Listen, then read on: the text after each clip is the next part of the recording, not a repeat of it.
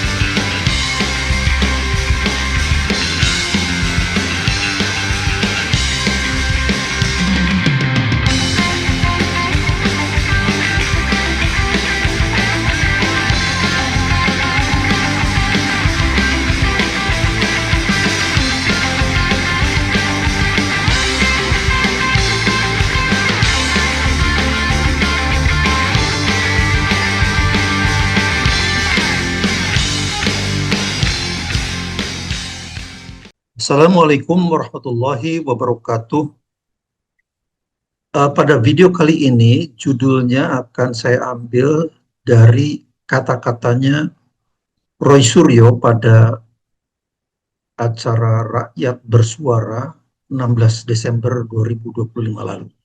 Yaitu, saya quote ya, Roy Suryo, scan Andi Azwan atas ijazah Jokowi, perot. Mengapa? Nah, saya kemudian akan berusaha menjawab apa sebetulnya yang terjadi. Dan akan saya berusaha jawab pada video kali ini.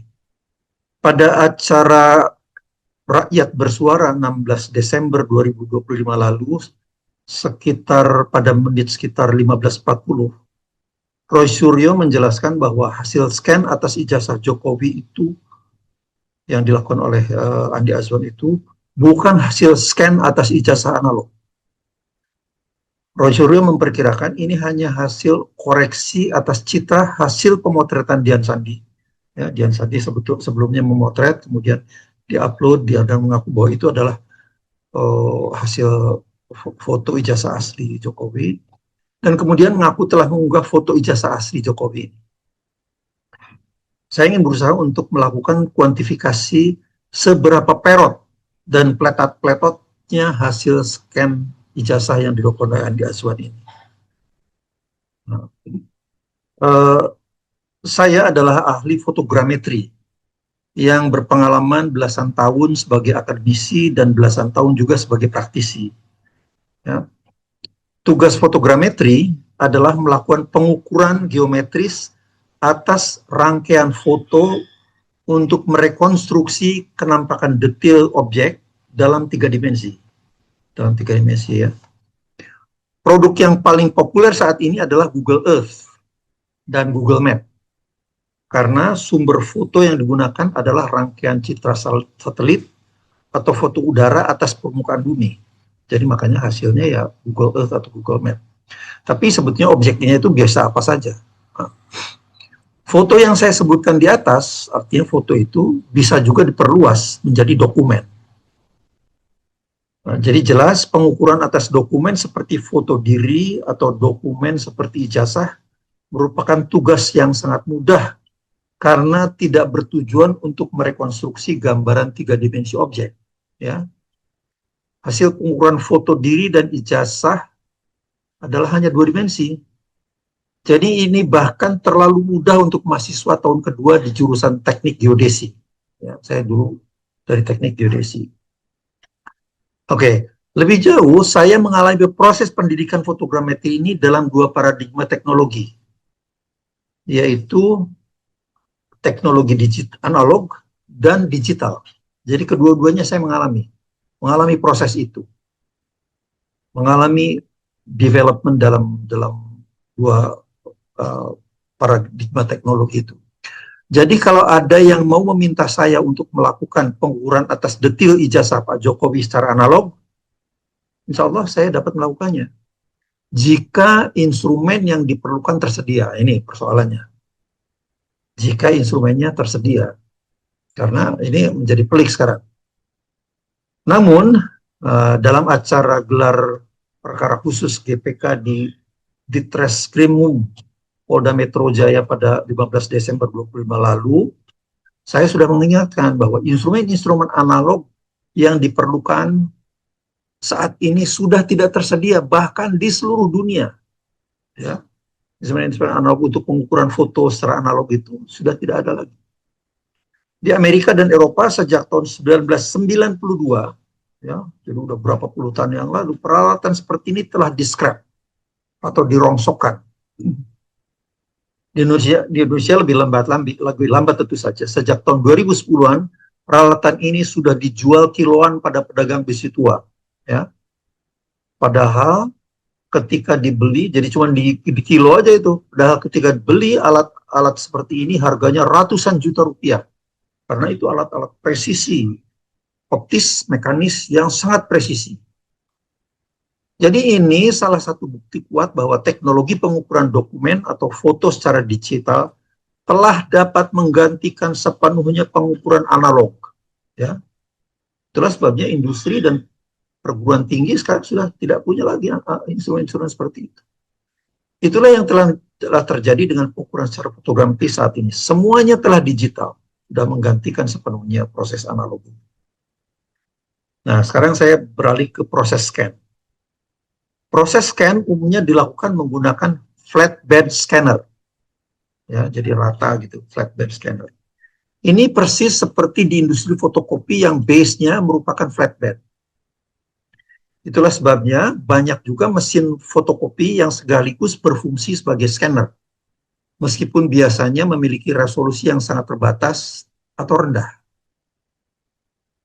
Setelah dokumen ditempatkan pada basisnya pada kaca flatbed itu, kemudian ia ditutup dengan penutup yang cukup sedikit agak berat juga itu, yang juga flat untuk menjamin hasil fotokopi maupun scan adalah dokumen yang zero distortion, bebas distorsi atau distortion free.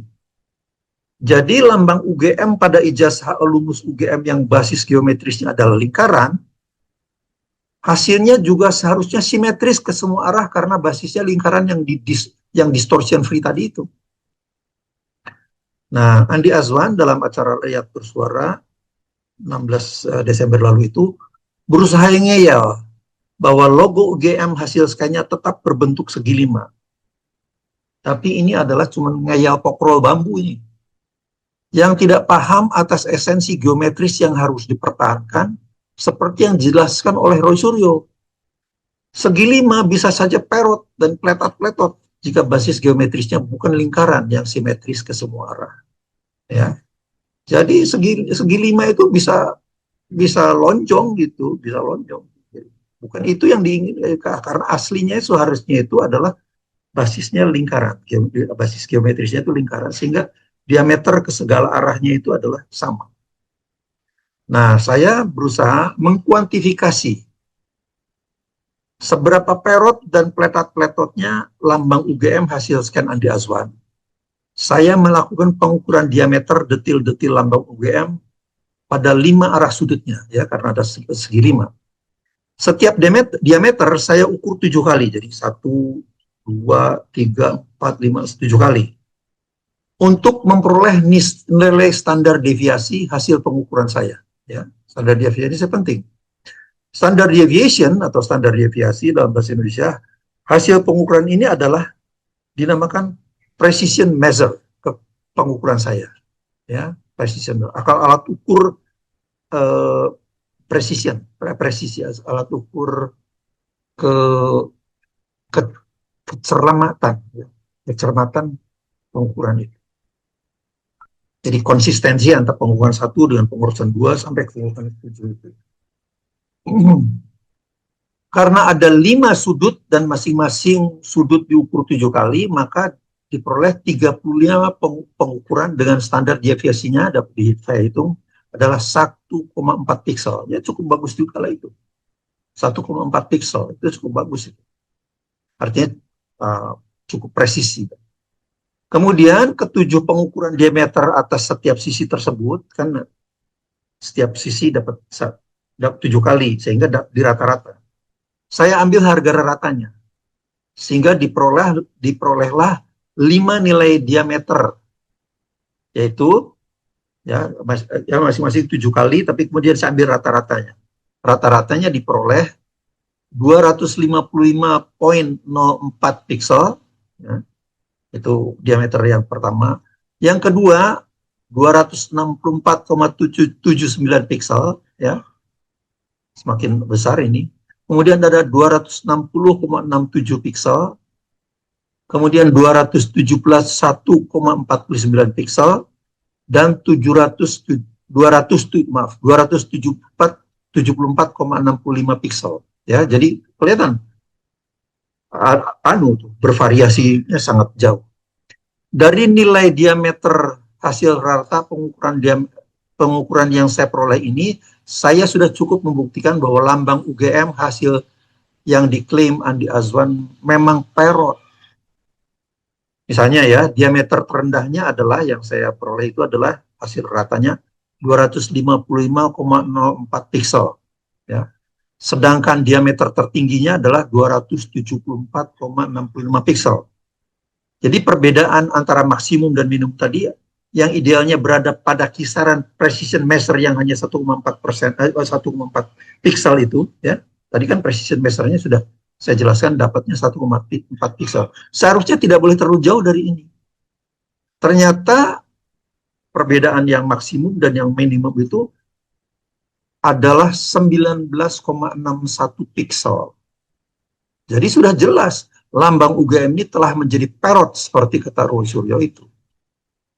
Nah, sekarang itu gambaran yang sangat kasar saja. Kemudian sekarang kita lakukan uji statistik sederhana, ya, tidak usah yang rumit-rumit.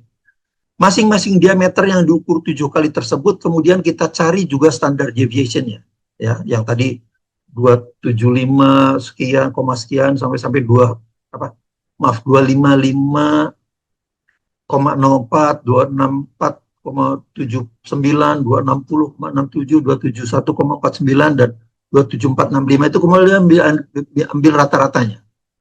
Ya. Kemudian rata-ratanya masing-masing diameter yang 7 kali itu disebut, kemudian cari standar deviation-nya juga. Jadi diambil rata-ratanya, kemudian dari itu bisa kita menghitung standar deviasinya, ya. Standar deviasinya pengukuran diameter ini adalah 7,95 piksel, ya.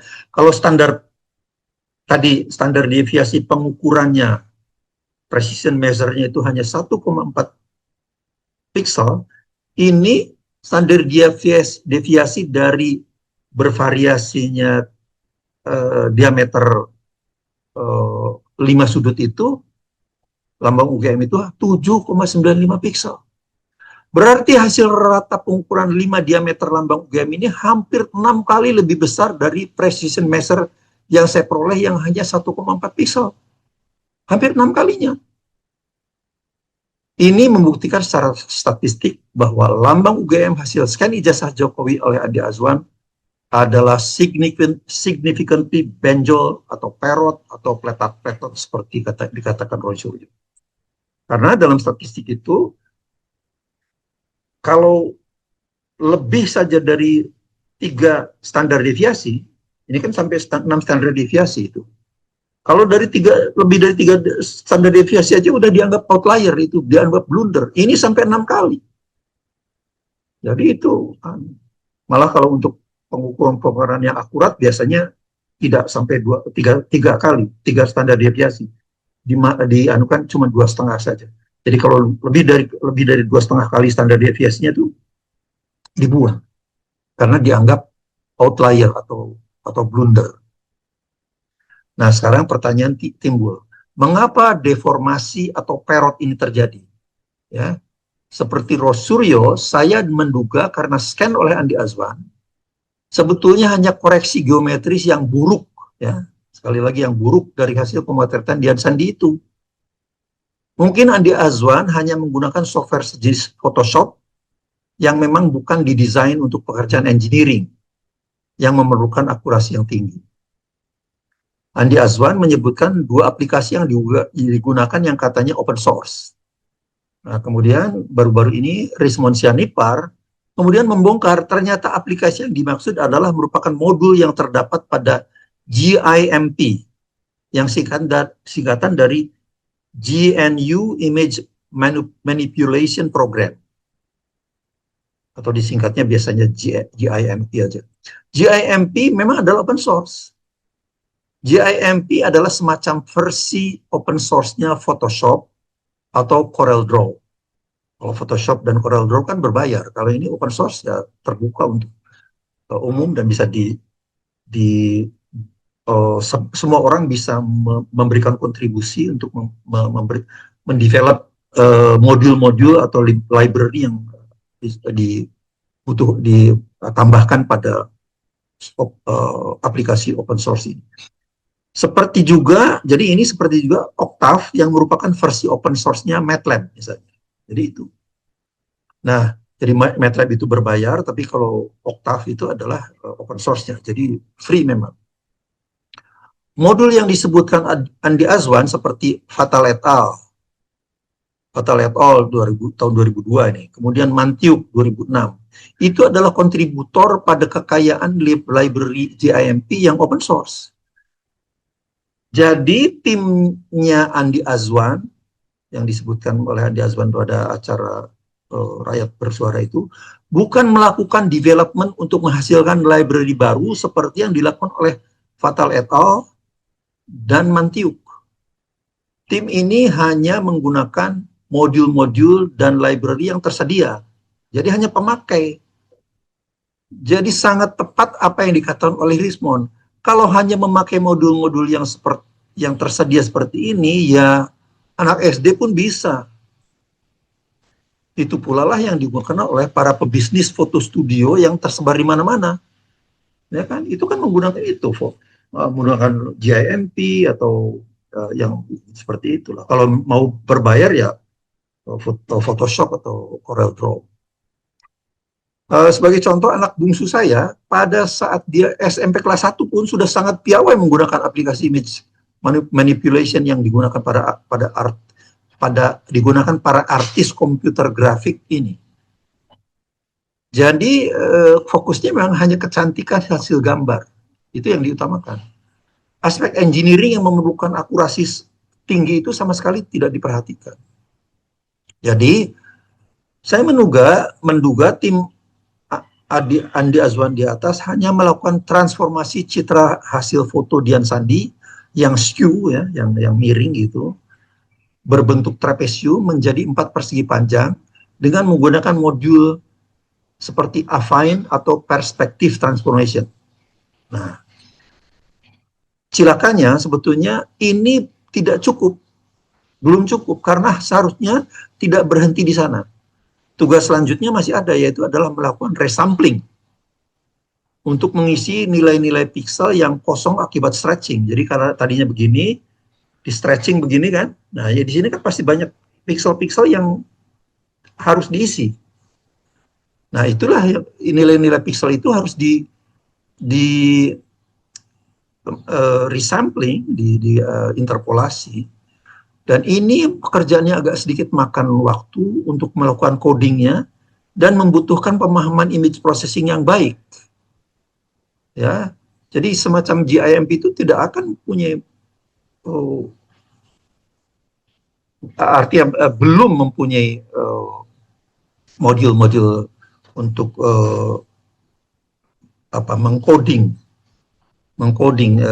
pengisian pixel-pixel itu dengan hasil transformasi projection itu. Jadi orang yang mampu seperti ini hanya para developer seperti Rizmon Sianipar atau si topi merah itu yang anak muda itu, itulah yang akan mampu melakukan transformasi hasil potret Dian Sandi yang skew berbentuk trapesium menjadi rata berbentuk 4 persegi panjang dengan akurasi yang lebih baik. Tapi dengan cara tadi, karena mereka harus melakukan coding khusus agar diperoleh gambar ijazah yang seolah-olah asli. Jadi dengan mengisi pixel-pixel yang kosong itu nilainya dengan hasil resampling tadi itu. Namun kalau ini dilakukan, tindakan inilah yang patut dijerat dengan Undang-Undang ITE. Karena itu merubah dokumen yang bodong menjadi seolah-olah asli. Itu persoalannya. Jadi itulah sebabnya Rizmon Sianipar maupun itu tidak mau melakukan itu karena itu adalah manipulasi yang dilarang oleh Undang-Undang ITE karena dokumen yang tadinya tidak asli tapi dibuat seolah-olah asli. Itulah pelanggaran Undang-Undang ITE. Nah, agar diperoleh hasil pengukuran detail yang akurat, foto Pak Jokowi dan juga ijazahnya harus di-scan dengan resolusi yang tinggi. Scan juga foto Pak Jokowi yang sekarang untuk membandingkan semua detail-detail yang dapat diukur dan dibandingkan seperti jarak antara sudut mata ya, yang dalam misalnya dan yang luar, yang dalam ini dengan yang luar ini, yang dalam ini dengan luar ini. Kemudian ini lebar bibir, ketebalannya itu harus diukur dengan cara akurat, bandingkan di antara yang ada di ijazah dengan foto yang Pak Jokowi yang sekarang. Mengapa itu menjadi kunci yang sangat penting? Karena Tuhan menciptakan semua makhluknya itu unik. Tidak ada yang sama. Jadi ada berapa miliar manusia di muka bumi, mungkin 8 miliar, dengan yang meninggal mungkin belasan miliar. Tapi tidak ada satupun, tidak ada dua di antara mereka yang sama.